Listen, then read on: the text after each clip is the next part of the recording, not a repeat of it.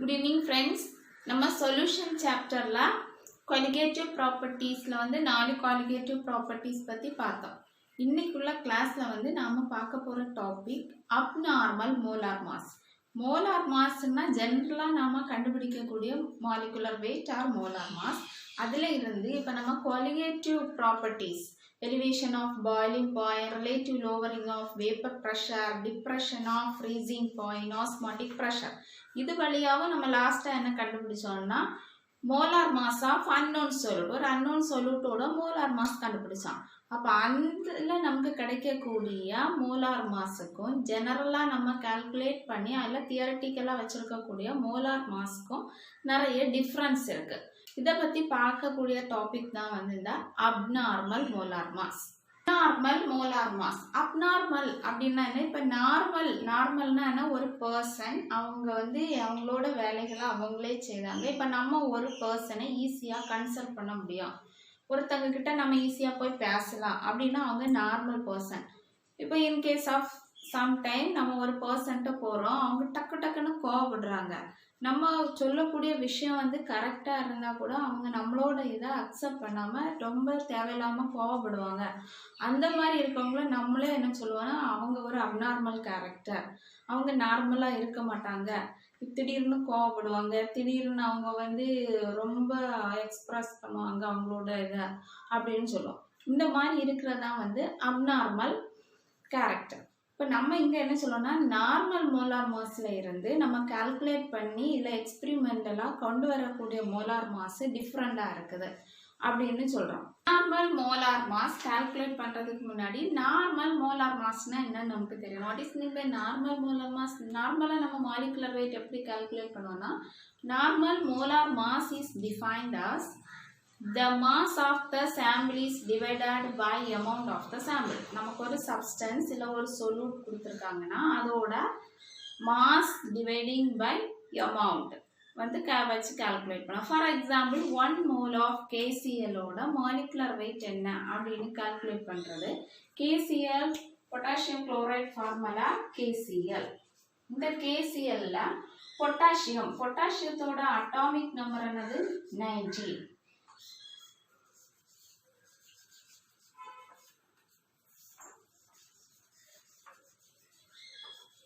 தோட mass number என்னன்னா 39.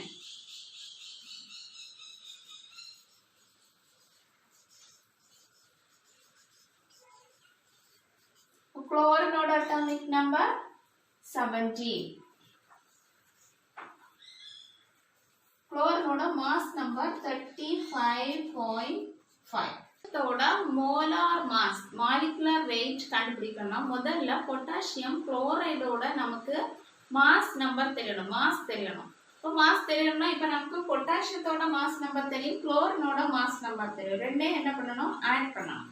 So potassium குளோரைடோட mass number KCl equal to 39 plus 35.4.5 gram. Potassium குளோரைடோட மாஸ் என்னது? 74.5 gram. கால்குலேட் பண்ணணும் molecular weight of KCl. Molecular வெயிட்னா mass of KCl dividing by amount of KCl. So molecular weight, இந்த molecular வெயிட்டை இன்னொரு டேர்ம்ல என்ன சொல்லுவாங்கன்னா molar mass. weight equal to mass of the substance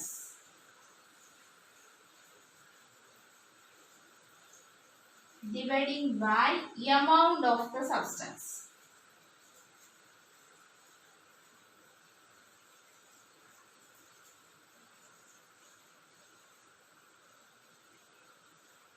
So mass of the substance என்ன calculate பண்ணி வச்சிருக்கோம்? 74.5 kg 5 gram by amount of the substance.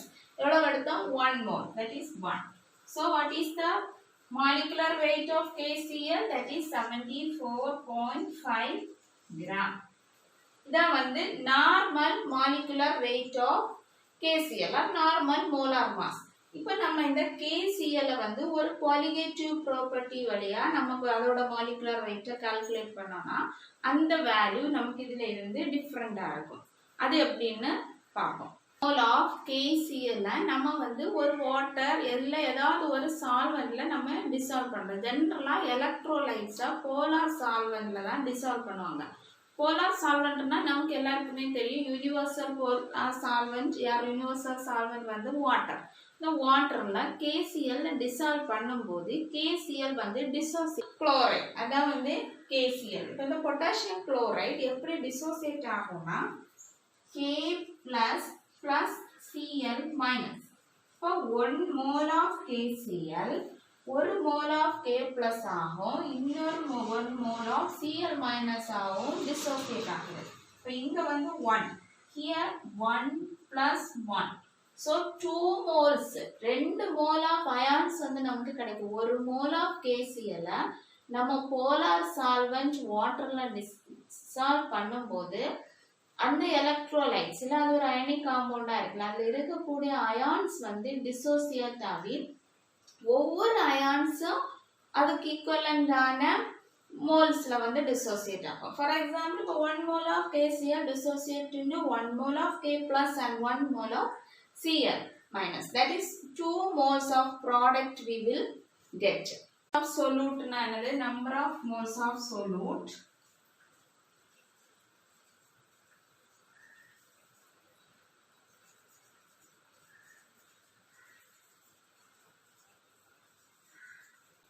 Equal to weight of solute dividing by molecular weight of solute. இது நம்ம first step படிச்சு வச்சு.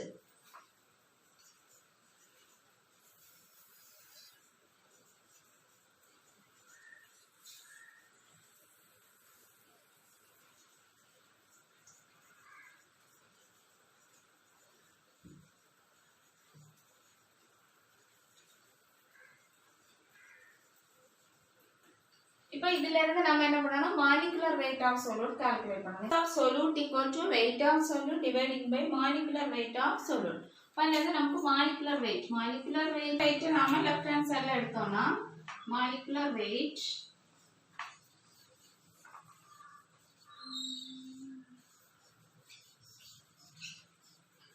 equal to weight of solute. Weight of solute நம்ம எப்படி போடுறோம், WB dividing by number of moles of solute NB. இப்போ நமக்கு வந்து weight of solute, இதோட weight mass என்னது நமக்கு 74.5 gram, 74.5 gram dividing by number of moles. அது எத்தனை moles வந்து split up ஆயிடுச்சு, 2 moles. So that is 37.25 gram.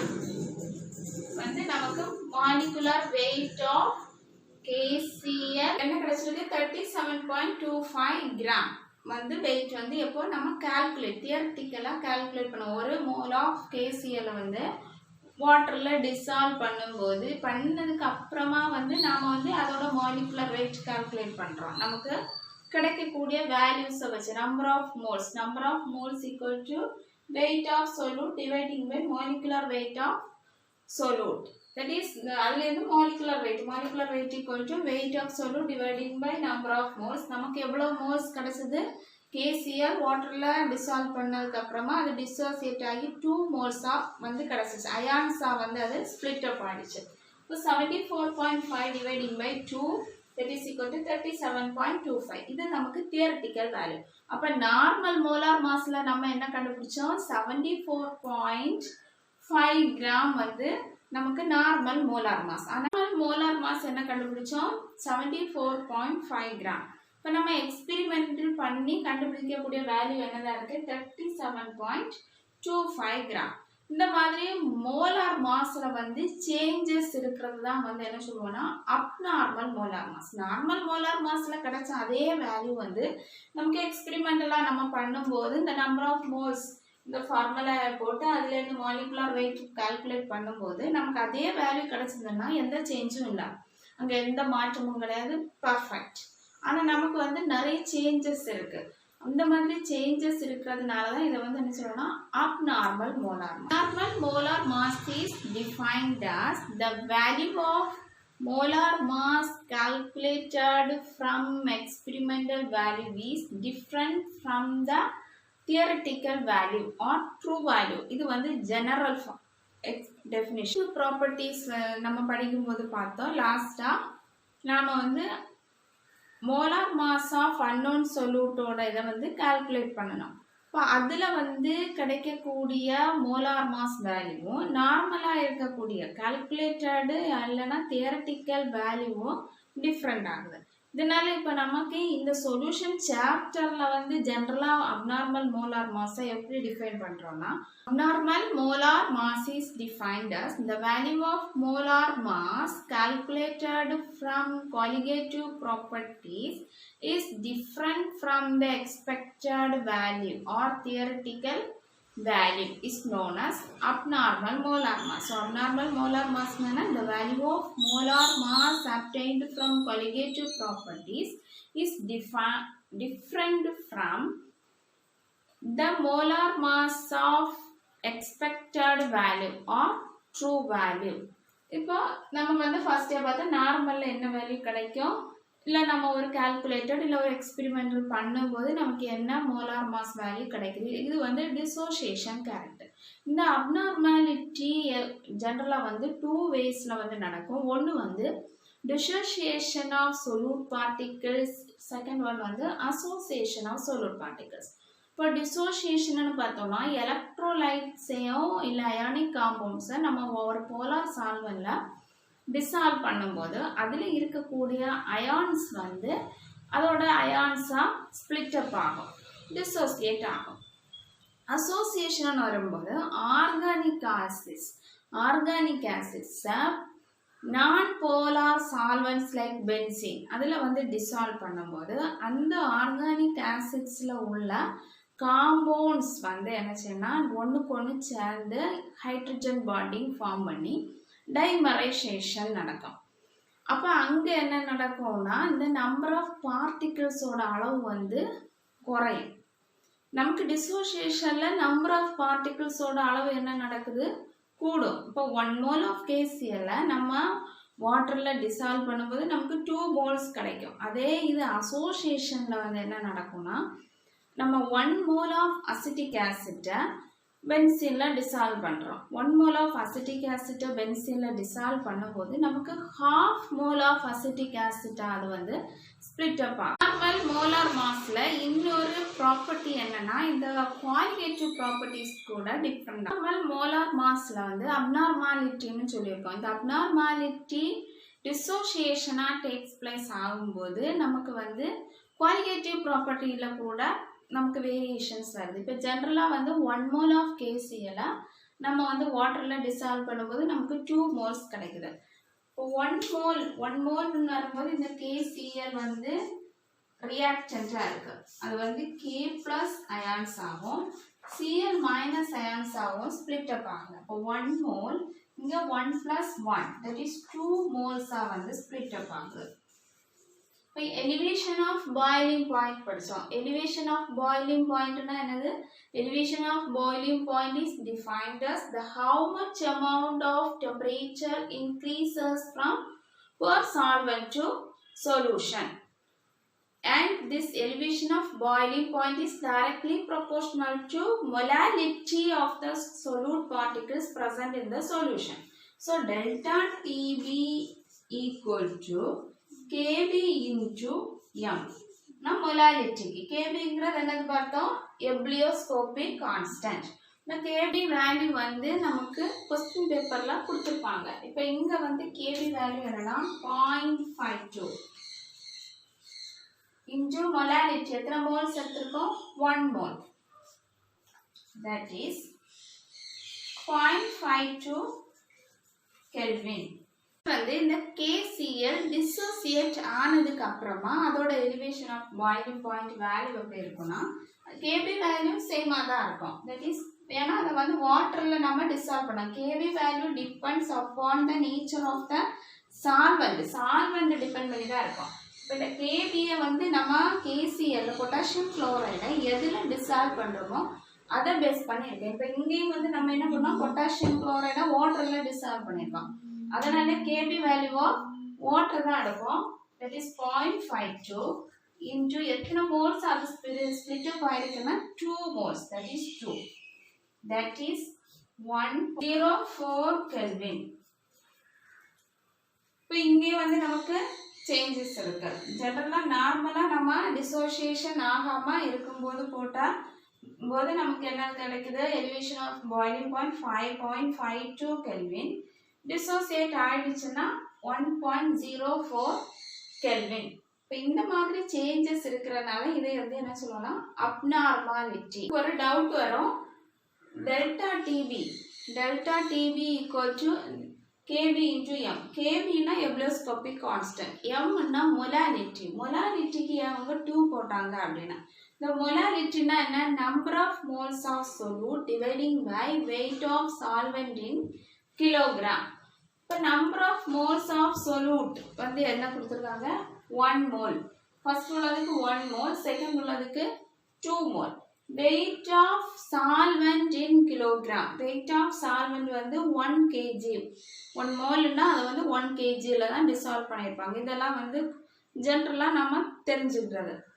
இப்போ அங்கே வந்து என்ன பண்ணுவாங்கன்னா 2/1 போடுறதுக்கு பகரம் தான் நான் வந்து 0.52 into 2ன்னு டைரெக்டாக போட்டு கால்குலேஷன் ஃபினிஷ் பண்ணியிருக்கேன். இங்கே அதே மாதிரி தான் 1/1 அப்படின்னு இருக்கும்.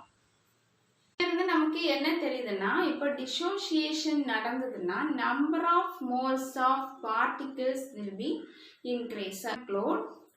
Whenever dissociation takes place, the number of moles of solutes or particles or ions will be increases. At the same time, its colligative property also increases. இப்போ நம்ம வந்து ஃபர்ஸ்டே பார்த்தோம், நமக்கு வந்து 1 mole of KCl வந்து நம்ம இப்போ சால்வெண்ட்ல டிசால்வ் பண்ணும்போது நமக்கு 2 moles கிடைக்குது. அப்போ number of moles of particle increases. 1 mole தான் நம்ம டிசால்வ் பண்றோம், ஆனால் நமக்கு 2 moles ஆஃப் அயான்ஸ் கிடைக்குது. அப்போ அங்கே வந்து number of moles of particle increases. Next colligative property. Elevation of boiling point is one of the colligative property. But the elevation of boiling point generally நம்ம calculate பண்ணனா நமக்கு என்ன வேல்யூ கிடைக்குது, 0.52 Kelvin. அதை வந்து colligative property அது dissociation ஆனதுக்கு அப்புறமா நம்ம வந்து calculate பண்ணனா 1.04 Kelvin. அங்கேயும் இன்க்ரீஸ் ஆகுது. அப்போ இதுல இருந்து நம்ம என்ன சொல்றோம்னா, ஒரு மாலிகுலை இல்லை ஒரு காம்பவுண்டை ஒரு எலக்ட்ரோலைட்டு நாம ஒரு போலார் சால்வெண்ட்ல டிசால்வ் பண்ணும்போது அங்கே டிசோசியேஷன் நடக்குது. அந்த மாதிரி டிசோசியேஷன் நடந்ததுன்னா அதில் இருக்கக்கூடிய சொல்யூட் பார்ட்டிகிள்ஸ், அதில் ஒரு அயான்ஸாக இருக்கலாம், மாலிகுல்ஸாக இருக்கலாம், எதுவாகவும் இருக்கலாம். அதோட அளவு வந்து number of moles of particles வந்து இன்க்ரீஸ் ஆகும்.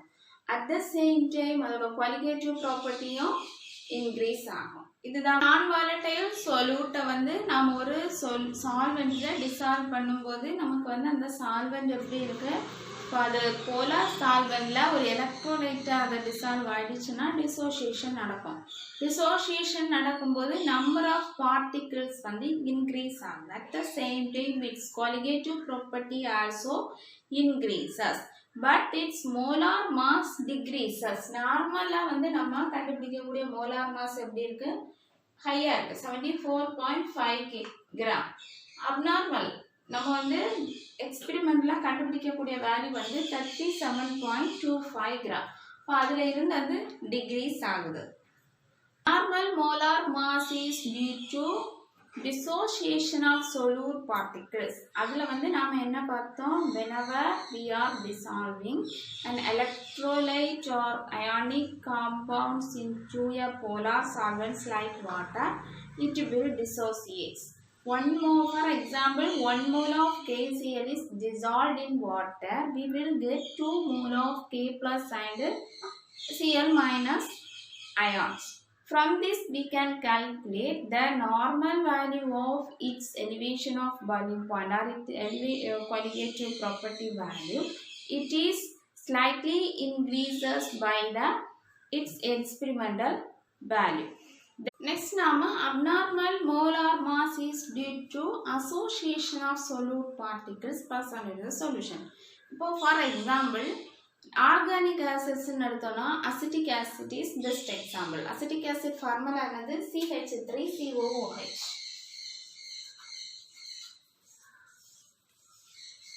இந்த acetic acid நம்ம பென்சீன்ல டிசால்வ் பண்ணும்போது அதில் இருக்கக்கூடிய acetic acid compounds வந்து என்ன நடக்கும், ஒன்றுக்கு ஒன்று டைமரைஸ் ஆகும். டைமரைஸ் ஆகும்போது அது எதனால டைமரைஸ் ஆகுதுன்னா அதில் இருக்கக்கூடிய ஹைட்ரஜன்ஸ் வந்து அடுத்த CH3COOH அசிட்டிக் ஆசிட்ல உள்ள ஆக்சிஜன் கூட hydrogen bonding inter molecular hydrogen bonding வந்து ஃபார்ம் பண்ணுது. இப்போ CH3 ஆசிட் எப்படி டைமரைஸ் ஆகும்னா CH3 C double bond O OH கார்பனுக்கு 4 valency. அப்போ C டபுள் பாண்டோ இந்த CH3 அப்படியே தான் இருக்கும் மெத்தில் குரூப். இந்த COOH எப்படி எழுதுறோம்னா C டபுள் பாண்டோ OH. இந்த OH வந்து இப்படி ஸ்ப்ளிட் அப் ஆயிருக்கும். இன்னொரு CH3 C double bond O OH. ஆக்சிஜனுக்கு வேலன்சி 2 1 2.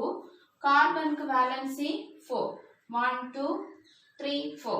இதே மாதிரி இங்க வந்து 3 ஹைட்ரஜன் இருக்கு. அப்ப அந்த 3 ஹைட்ரஜன் போடும்போது இந்த கார்பனுக்கு வந்து வேலன்சி 4 ஆயிரும். இப்போ இங்க என்ன நடக்கும்னா ஹைட்ரஜன் பாண்டிங்னா என்னது, ஹைட்ரஜன் வந்து ஆக்சிஜன் கூடயோ ஃப்ளூரின் கூடயோ நைட்ரஜன் கூடயோ சேர்ந்து பாண்ட் ஃபார்ம் பண்ணதான் வந்து ஹைட்ரஜன் பாண்டிங்னு சொல்லுவோம். இப்போ இந்த ஹைட்ரஜனும் இந்த ஆக்சிஜனும் சேர்ந்து ஹைட்ரஜன் பாண்டிங் இப்படி ஃபார்ம் பண்ணும். அதே மாதிரி இந்த ஹைட்ரஜனும் இந்த ஆக்சிஜனும் சேர்ந்து hydrogen intermolecular hydrogen bond. இன்டர் மாலிகுலர்னா ஒரு மாலிகுல் வந்து அது பக்கத்தில் இருக்கக்கூடிய இன்னொரு மாலிகுல்ல கூட இருக்கக்கூடிய அயான்ஸ் கூட சேர்ந்தோ இல்லை ஒரு ஆட்டத்துக்கு கூடயோ பாண்டிங் ஃபார்ம் பண்ணதான் வந்து intermolecular hydrogen bond. Intramolecular hydrogen பாண்டினா ஒரு காம்பவுண்ட் அதுக்குள்ளாடியே வந்து பாண்டிங் ஃபார்ம் பண்றது இன்ட்ரா மாலிகுலர் ஹைட்ரஜன் பாண்ட். இப்போ இங்க நடக்கக்கூடியது இன்டர் மாலிகுலர் ஹைட்ரஜன் பாண்டிங் இந்த மாதிரி ஃபார்ம் பண்ணி இது வந்து ஒரு டைமரைஸ் ஆகும். டைமரைஸ் ஆகும்போது 1 mole of COOH CH3COOH acetic acid இதை வந்து நாம ஒரு நான் போலார் சால்வெண்ட் லைக் பென்சீன்ல டிசால்வ் பண்ணும்போது இது டைமரைஸ் ஆகுறதுனால அது half மோலா ஸ்பிளிட் அப் ஆகும். இப்போ நமக்கு கிட்டேயே ஒரே ஒரு ஆப்பிள் இருக்கு, அதை வந்து 2 பேருக்கு கொடுக்கணும்னா நம்ம என்ன பண்ணுவோம், அதை ஹாஃபா வந்து ஸ்பிளிட் அப் பண்ணுவோம். இப்போ half மோலா வந்து அயான்ஸா வந்து அது டைமரைஸ் ஆகும். ஆசிட்ஸை வந்து நான் போலார் சால்வெண்ட்ஸ்ல டிசால்வ் பண்ணும்போது டைமரைஸ் ஆகுது. இப்போ அதில் இருக்கக்கூடிய பார்ட்டிகிள்ஸ் எப்படி இருக்கு, டைமரைஸ் ஆகுறதுனால ரெடியூஸ் ஆகுது. 1 mole of CH3COOH வந்து எப்படி டைமரைஸ் ஆகும், half mole of CH3COOH அது வந்து டைமரைஸ் ஆகும். half mole. இது வந்து டைமரைஸ் ஆகுது, ஹைட்ரஜன் பாண்டிங் ஃபார்ம் பண்ணி டைமரைஸ் ஆகுதுன்னு சொல்லுவோம். இது ஏன் அப்படி அசோசியேஷன் ஆகுதுன்னா இப்போ நம்ம எடுத்திருக்கக்கூடிய சால்வெண்ட் வந்து நான் போலார் சால்வெண்ட். இந்த நான் போலார் சால்வெண்ட்ஸ்க்கெல்லாம் பெரும்பாலும் அதோட டயலெக்ட்ரிக் கான்ஸ்டன்ட் வேல்யூ வந்து 0. அசிட்டிக் ஆசிட் இல்லை 1 mole of ஆர்கானிக் ஆசிட்டை நான் போலார் சால்வெண்ட்ஸ் லைக் பென்சீனில் வந்து டிசால்வ் பண்ணும்போது அது half மோலா வந்து டைமரைஸ் ஆகுது. இப்போ அதோட நம்பர் ஆஃப் பார்ட்டிகிள்ஸ் வந்து ரெடியூஸ் ஆகுது.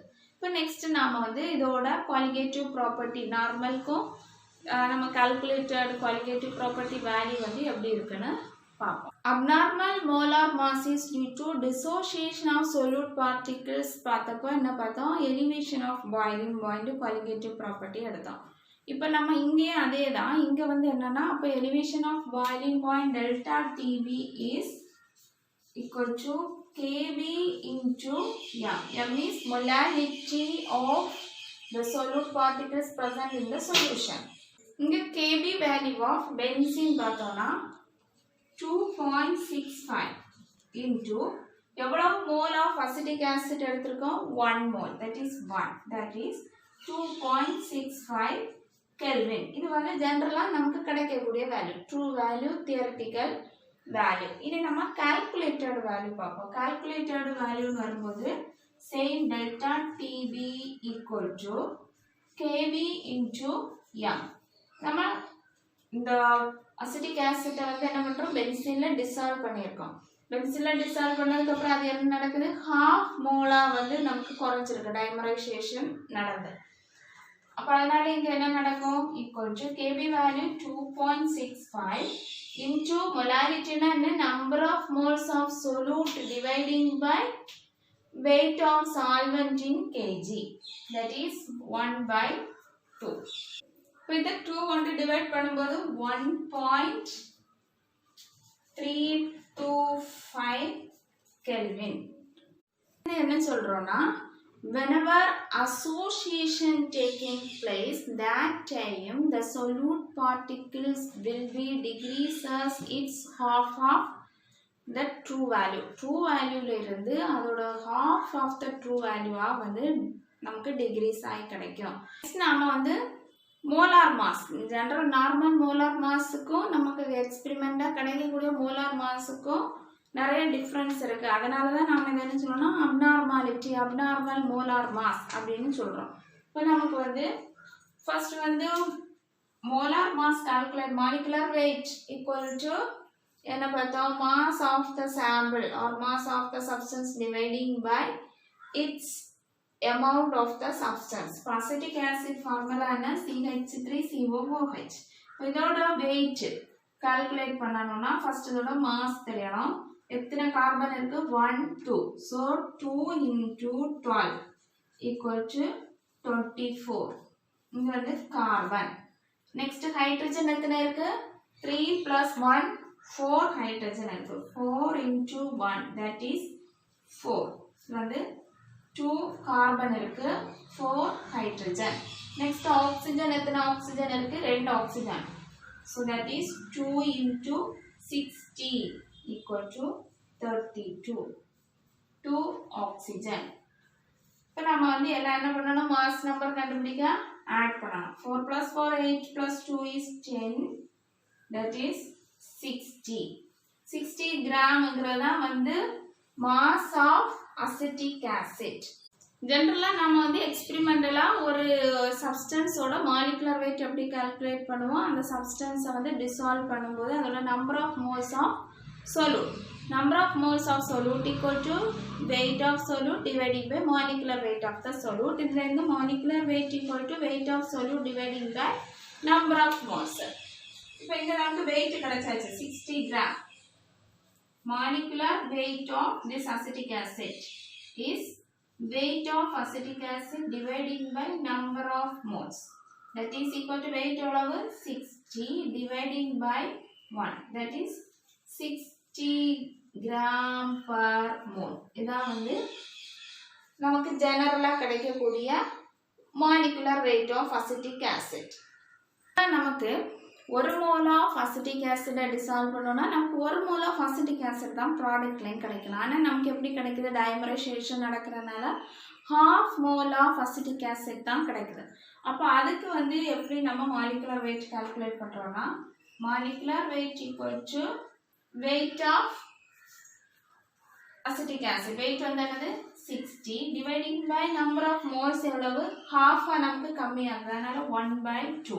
இது எப்படி எழுதலாம், 60 into 2/1 that is 120 gram per mole. Association நடக்கும்போது மாலிகுலர் weight என்ன நடக்குது, இன்க்ரீஸ் ஆகுது. டிசோசியேஷன் நடக்கும்போது மாலிகுலர் weight டிக்ரீஸ் ஆகுது. இப்போ நமக்கு ஜெனரலாக கிடைக்க வேண்டிய வேல்யூ வந்து என்னது, molecular weight of acetic acid நம்ம என்ன சொல்லுவோம், 60 gram per mole. நமக்கு தியரட்டிக்கலாக கிடைக்கக்கூடிய வேல்யூ வந்து 120 gram per mole. So from this we are concluding whenever association of ions taking place, that time its molecular weight will be increase. So friends, இன்னைக்குள்ள video செஷன்ல நம்ம abnormal molar mass பத்தி பார்த்தோம். Abnormal molar மாஸ்னா முதல்ல normal molar மாஸ்னா என்னன்னு தெரியணும். Normal molar மாஸ்னா என்னது, that is defined as mass of the substance is divided by amount of the substance, that is normal molar mass. This normal molar mass is otherwise known as molecular weight of the substance.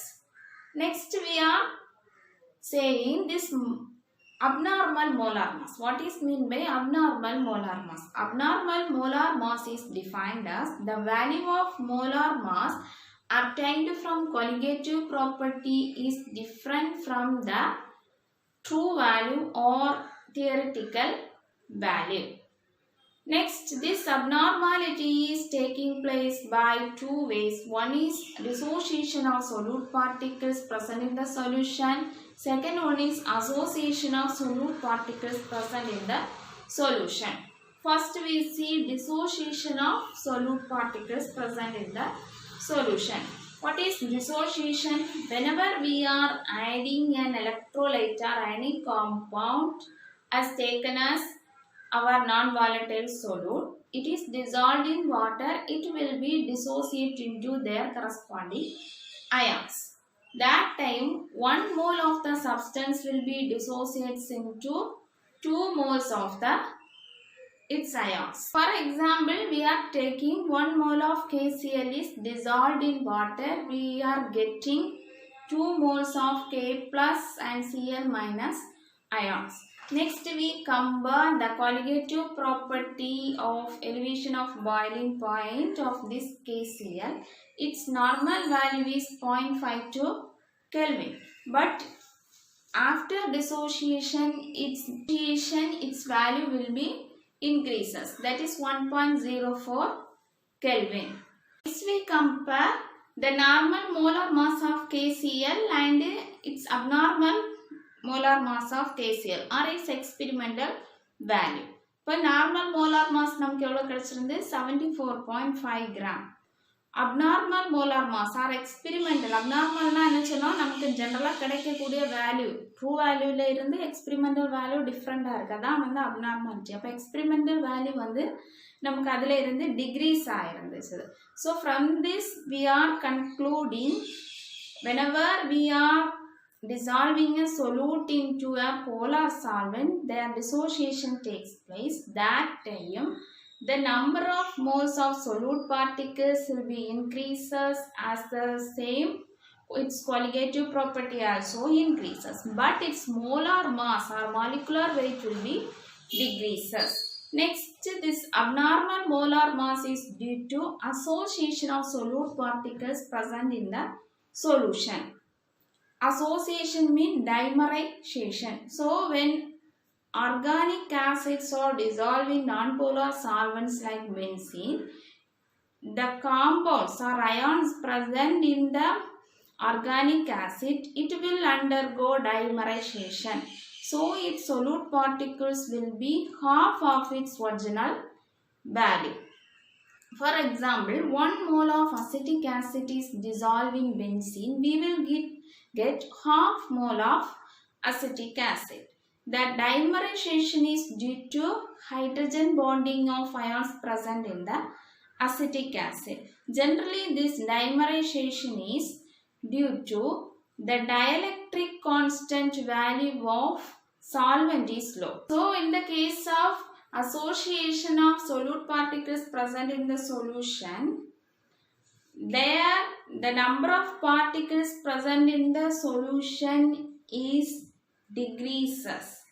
At the same time, its colligative property also decreases. For example, we are getting normal value or true value is 2.65 Kelvin and its experimental value is 1.325 Kelvin. So we are concluding the number of particles present in the solution is decreases and also its colligative property also decreases, but its molecular weight will be increases from the true value.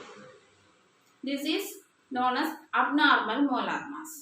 So friends, video session உங்களுக்கு பிடிச்சிருக்குன்னு நினைக்கிறேன். இந்த abnormal molar mass வந்து நம்ம exam வியூல பார்த்தோம்னா ரொம்ப முக்கியமான ஒரு டாபிக். காம்படிட்டிவ் எக்ஸாம்ஸ் ஆகட்டும், போர்டு எக்ஸாம்ஸ் ஆகட்டும், நிறைய கொஸ்டின்ஸ் வந்து இந்த abnormal molar massல இருந்து கேட்பாங்க. Thanks for watching.